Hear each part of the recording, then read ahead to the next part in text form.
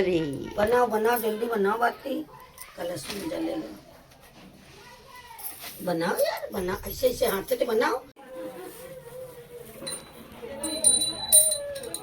Hello everyone, तो आज था गणेश चतुर्थी और हम लोग कर रहे थे गणेश चतुर्थी की पूजा की तैयारी। उसी के लिए यहाँ हो गई थी मैं रेडी और बाबू भी दादी की मदद कर रहा था। सारी तैयारी कर ली पूजा की, सारा सामान लगा लिया पूजा का, पूजा की थाली तैयार कर ली। उसके बाद मैं लगाई थी रंग, तो बाबू बोलता है मुझे भी लगाना है। कोई भी रंग लगाता है ना तो बाबू को तो लगाना ही होता है। बाबू ने भी यहाँ रंग लगवाया। उसके बाद मैंने भी अपने पैर में रंग लगाया और कितना सुंदर लग रहा है रंग लगाने के बाद। और मम्मी ने भी लगा लिया। फिर हम लोग पूजा करने लगे और ये मम्मी बना रही थी सकट माता। ये घी और गुड़ से नीचे सकट माता बनाई जाती है, तो 7 या 5 बना सकते हैं। वो तैयार कर रही थी बना के, फिर उन्होंने बनाया। फिर यहाँ ये मम्मी बना रही हैं तिल और गुड़ का बकरा, जो कि माना जाता है कि बच्चे छोटे बच्चे उसे काटते हैं तो तिल और गुड़ से बनता है, देवी माता में चढ़ता है, नहीं पता मुझे ज़्यादा।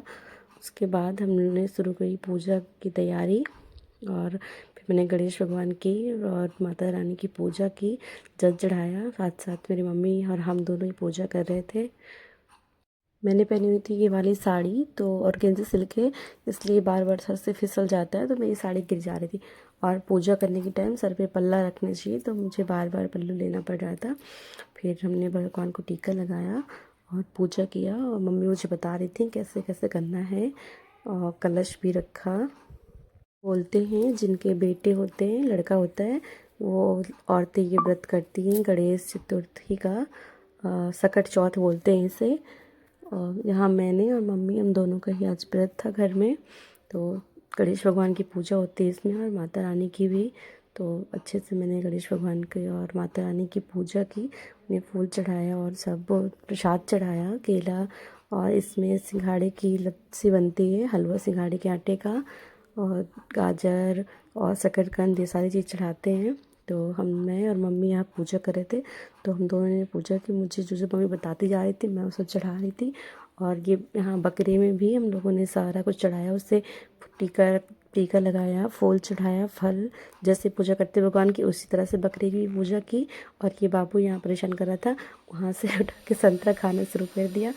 बाबू ने पहले प्रसाद का भोग लगा दिया और फिर ये मम्मी ने पूजा खत्म होने बाबू से कटवाया। और बाबू ऐसे बोल रहा था मैं करके, बोल रही थी मम्मी बोलने को, तो बाबू ऐसे बोल रहा था। और मम्मी ने कहानी भी सुनाई सकट माता की, तो सकट बहुत अच्छी कहानी थी। सकट माता सब पे अपना आशीर्वाद बनाए रखे, सबके बच्चों को अच्छे से रखे। और ये जो भी चढ़ता है इसमें पैसे से काटते हैं, तो वो सारा जो बच्चे काटते हैं उनको दे दिया जाता है। तो मम्मी बोल रही थी कि ये सारा बाबू का है। और हमारे यहाँ पूजा होती थी। फिर हम लोगों ने किया हवन, मैंने और मम्मी ने।